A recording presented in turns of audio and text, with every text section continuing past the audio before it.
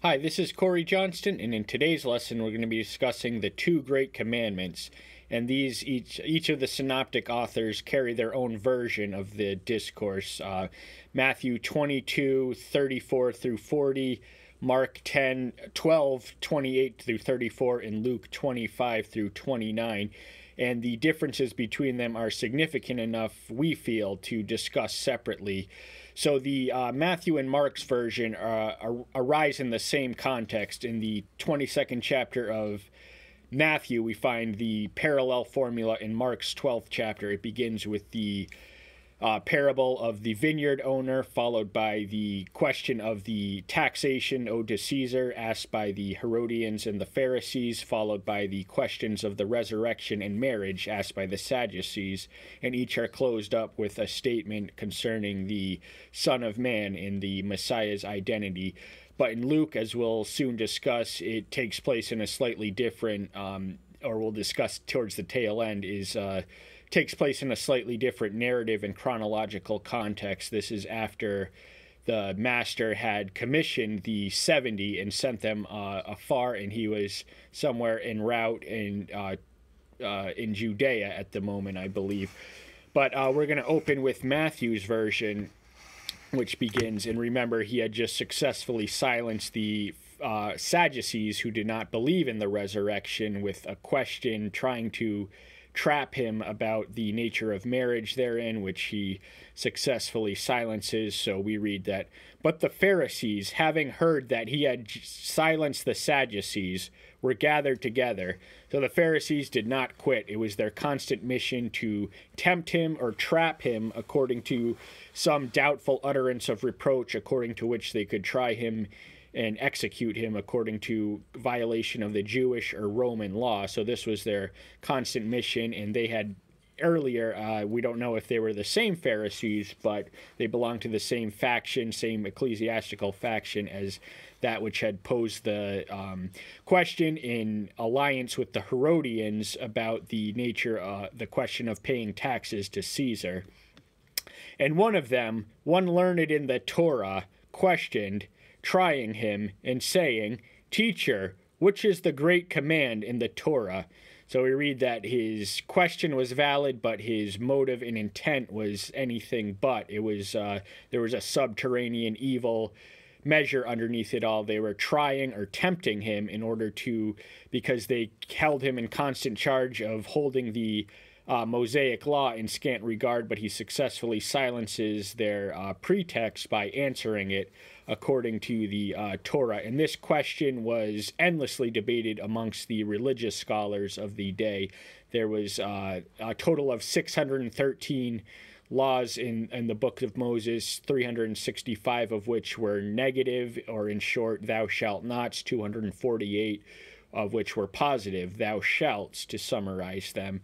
And there was constant debate as to which of these were the greatest, and the rabbis of the day divided them into heavy and light laws. So they imposed a degree of difference and significance between them, but they were not yet privy to the writing of James 2:10. He who violates one of these is in essential violation of the plenary whole.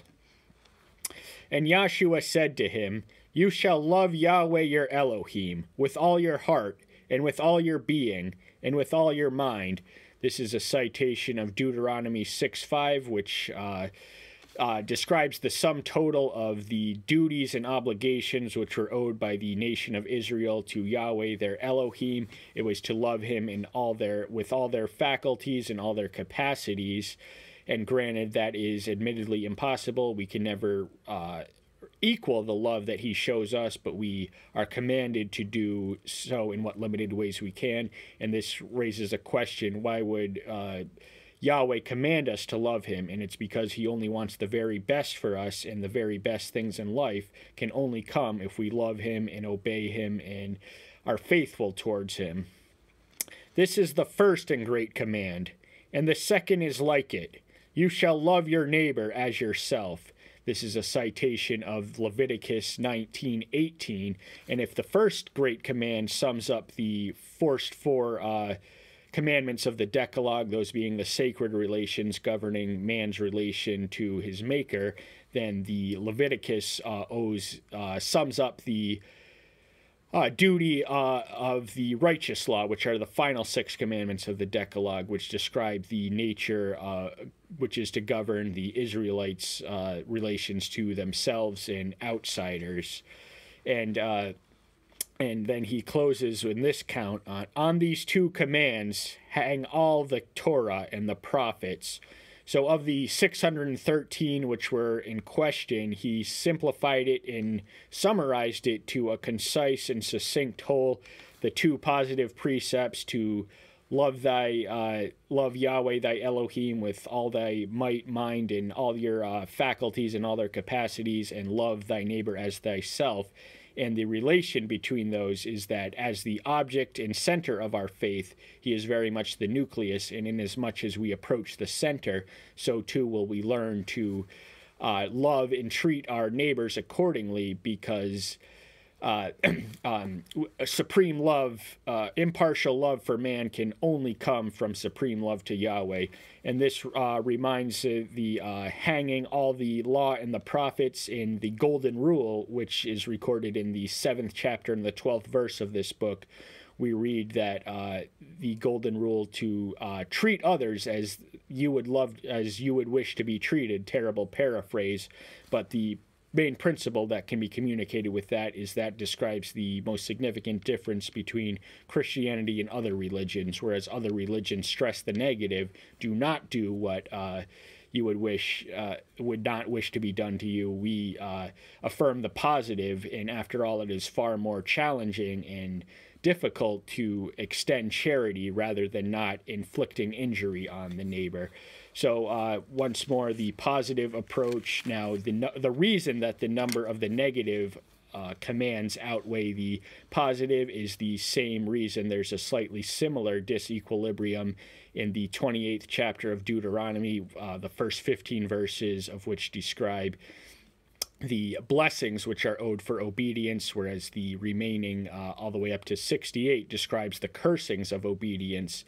And the 9 fruits or virtues of the Spirit in Galatians 5 are preceded by the 17 vices of the flesh, and that is because man is a fallen creature with an inherently wayward nature. Ergo, he must be told what not to do more often than what he should be told what to do. But the what to is arguably more important, but it is completely necessary to instill in him what he should not do. And moving on to Mark 28 through 34, we read, and one of the scribes coming near, hearing them reasoning together, knowing that he had answered them well, asked him, which is the first command of all? So again, this takes place in the similar succession of the 22nd chapter of Matthew. He had just silenced successfully the Sadducees with their who didn't even believe in the resurrection with a question pertaining to the resurrection. And this prompts the scribe, who in all likelihood would have been a member of the Pharisaical party. The scribes were the ones who wrote and recorded and interpreted the Mosaic law, and that duty was the equivalent of alternately referred to as lawyer in, I believe, Luke's account, and that was not a lawyer in the civil or criminal sense of the word, but more as a trained expositor on the Mosaic law, which it certainly contains an element of civil or secular law, but is more extensive than that. It contains 3 elements: the moral law, the ceremonial law, and the civil law. So he asked the same question, what is the greatest command of all? And Yahshua answered him, the first of all the commands is, Hear, O Israel, Yahweh our Elohim, Yahweh is one. So this is a citation of Deuteronomy 6:4, which is absent in Matthew's version, although he does go on to include, as we will soon read, the citation of Deuteronomy 6:5, but Deuteronomy 6:4 was known as the Shema, which translates as listen in the Hebrew language, and so central was this confession of monotheism that the Jews carried instruments where they had it literally written on their forehead and on their doorsteps so as to instill them a constant reminder. And Hebrew children from the earliest age were instructed to memorize it, and when they advanced in intellect, to contemplate more fully on that. But monotheism set the ancient Jews apart from all their polytheistic and idolatrous neighbors. It was their claim of distinction, and the Elohim they worshipped was not national Elohim, but the universal creator of all, whereas the premise of polytheism is that for every element or territory, be it national or city-state, there existed a protective deity to whom homage was owed in his respective terrain, or what was at least thought of that. And you shall love Yahweh your Elohim with all your heart, and with all your being, and with all your mind, and with all your strength. This is the first command. So once more he stresses the imperative of loving Yahweh with all of one's faculties and all of their capacities. And this is the first command, and it is significant that it is placed before the second command, because impartial love for the fellow man can only spring from supreme love to Yahweh. And the second like it is this: you shall love your neighbor as yourself. There is no other command greater than these. So he establishes the supremacy and the superiority of these two positive precepts, which encapsulate all the other 611 in their plenary whole. And the scribe said to him, well said, teacher, you have spoken the truth, for there is one Elohim, and there is no other beside him. So this scribe, the reaction or dialogue is missing in Matthew's account. He is positively impressed. He had entered in as a tool of the Pharisaical party line, but he was blown away and amazed by the master's wisdom in his response, and he responded accordingly. And to love him with all the heart, and with all the understanding, and with all the being, and with all the strength, and to love one neighbor as oneself, is more than all the burnt offerings and slaughter offerings. So he affirms the superiority of the moral law to the ceremonial or sacrificial law, and many of the Old Testament prophets wrote extensively about the superficiality of it all, in that offering all the burnt offerings in the world cannot substitute for the only sacrifice which matters, which is a broken heart and a contrite spirit, which can stem from obeying, from honoring the moral duty and obligation which is owed to all the saints and all the children of Elohim, not only to the children of Elohim, but also outsiders. And when Yahshua saw that he answered wisely, he said to him, you are not far from the kingdom of Elohim. And after that, no one dared question him.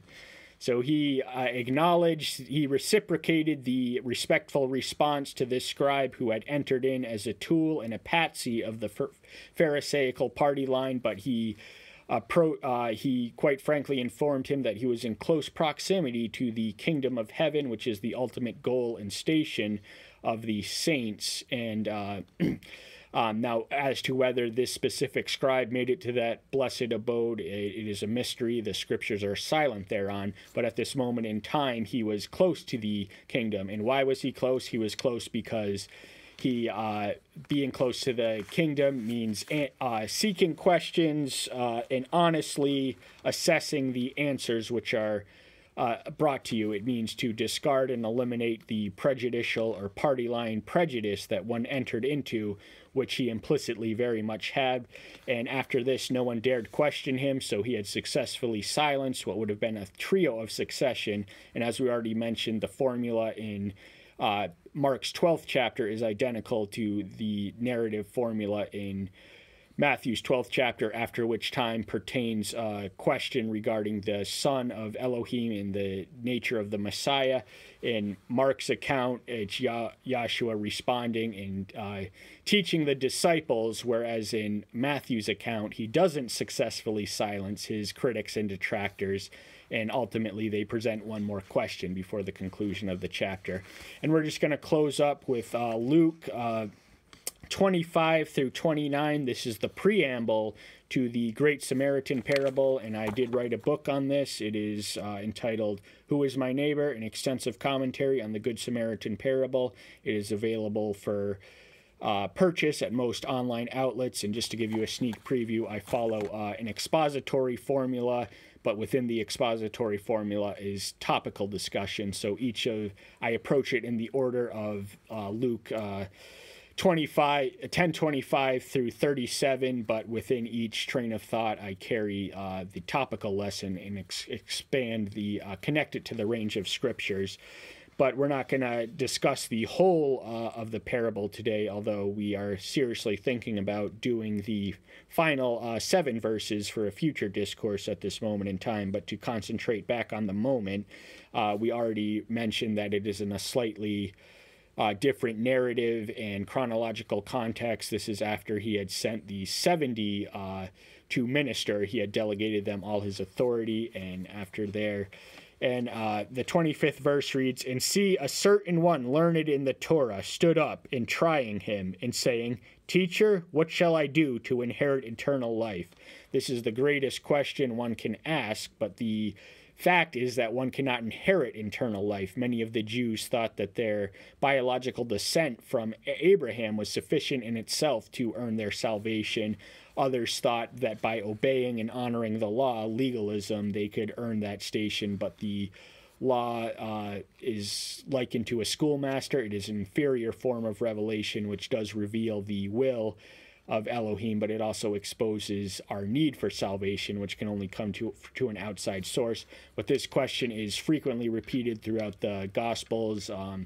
One occasion we're reminded of is the rich young ruler who came in all sincerity. He wasn't tempting him or trying him, as we read of this lawyer's account. So it was asked in an altogether different spirit than the one now. And he said to him, "What has been written in the Torah? How do you read it?" So once more, the Pharisees and the scribes accused Yahshua of holding the law in scant regard, but he answers this question, or he answers his question with a question by revolving it around the nature of the law. And one can attain salvation through honoring the law, but only by honoring it perfectly, and Yahshua did that for us, so we don't have to. And he answering said, "You shall love Yahweh your Elohim with all your heart, and with all your being, and with all your strength, and with all your mind, and your neighbor as yourself." So once more, he preempts or anticipates the master's own answer as provided in Matthew and Mark. And once more, it is a combination of Deuteronomy 6:5 and Leviticus 19:18, and there's no argument against that. Those two commandments simplify and summarize the plenary whole of the remainder of the law. And he said to him, "You have answered rightly. Do this, and you shall live." So in there is an implicit rebuke that he had said the right things, but he was not doing the right things. So it's one thing to profess the right confessions, the words that come out of our mouth, unless they match the actions of our feet and hands, they are vanity and useless. So the scribe, not wishing to surrender the initiative, and he was intent on if not exposing Yahshua as a lawbreaker, then advertising his own wit and erudition. So he asked another question. But he, wanting to declare himself righteous, said to Yahshua, "And who is my neighbor?" So this is alternately translated as justify himself. And rather than being justified by the one who alone can justify us, that is the theological term for being declared innocent at the judgment, he wanted to justify himself in the here and now. And who is my neighbor? From this answer, we understand by the contemporary, there was no commandment so simplistic or direct as to not provoke endless debate and controversy and question amongst the contemporary religious rulers. And one of the most heated discussions was who qualified as one's neighbor. They were virtually all but unanimous in their agreement that the pagan, Gentiles, and Samaritans were aliens, outsiders, and heretics. But in the subsequent parable, Yahshua completely democratizes the entire equation of who qualifies as a neighbor by proving that a Samaritan is capable of exceeding the Jews, who they mutually bitter animosity existed between, but in good works. And that's a subject we will pick up on another discourse, but that's all the time we have for today. Thank you so much for tuning in. See you next time. Bye-bye.